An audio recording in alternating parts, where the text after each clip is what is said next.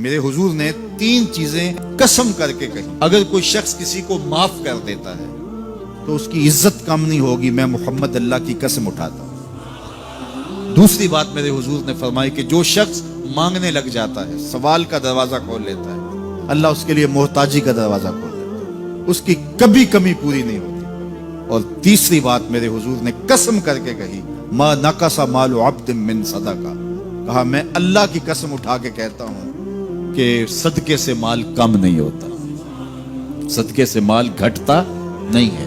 تو ایک تو مال بھی نہیں گھٹے گا، یہ ضمانت کس کی ہے؟ میری نہیں ہے، یہ رسول اللہ کی ضمانت ہے۔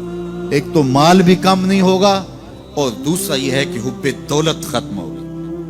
حب دولت تلف میسازت زکات، یہ ماہ سیام آ رہا ہے تو زکات سے حب دولت کو کم کیجئے، بلکہ صدقات دیجئے، نفلی صدقات کیجئے، غرباء کی مدد کیجئے، مساکین کی مدد کیجئے، اپنے غریب محتاج رشتہ داروں پہ غور کیجئے، ان کی مدد کیجئے، اپنی ہمسائیگی میں دیکھیے، پردے سے مدد کیجئے، ان کی عزت نفس بھی مجروح نہ ہو۔ یہ جو نمائش لگا کے 10 اخباروں میں چھپوا کے لوگوں کی مدد کرتے ہیں، اس سے گریز کیجئے۔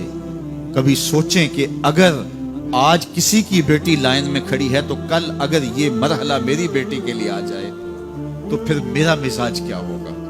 تو عزت نفس کا خیال رکھیے، لوگوں کی غربت کا تماشا نہ اڑائیے، اور لوگوں کی جو ہے وہ محتاجی کو اپنی تسکین کا ذریعہ نہ بنائیے۔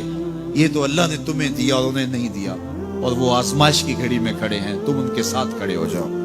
تو لوگوں کی مدد کیجئے، دکھیوں کے کام آئیے، مساجد تعمیر کیجئے، مدارس دینیا کے ساتھ وابستہ رہیے، اور لوگوں کی فلاح کے لیے، بہتری کے لیے کام کیجئے۔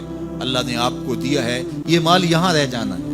میرے حضور نے فرمایا، ابن آدم کہتا ہے میرا مال میرا مال، اس کا مال وہ ہے جو اس نے کھایا یا پہنا اور پرانا کر دیا یا آگے بھیج دیا، باقی اس کا نہیں ہے، وہ وارثوں کا ہے۔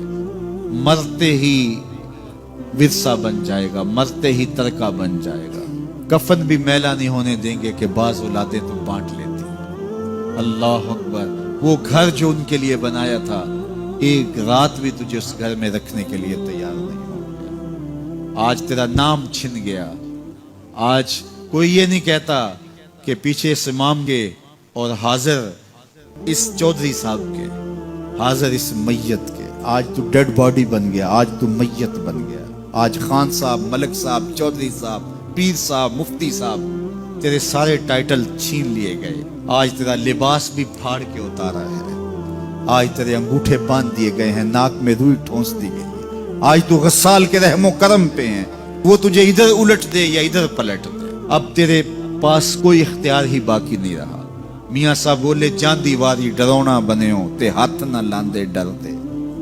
آج اولاد بھی دور ہے، پوتے اور پوتیاں بھی ڈرتی ہیں۔ جاندی واری ڈرونا بنے ہو تے ہاتھ نہ لاندے ڈر دے، جنہ لئی تو پاپ کمائے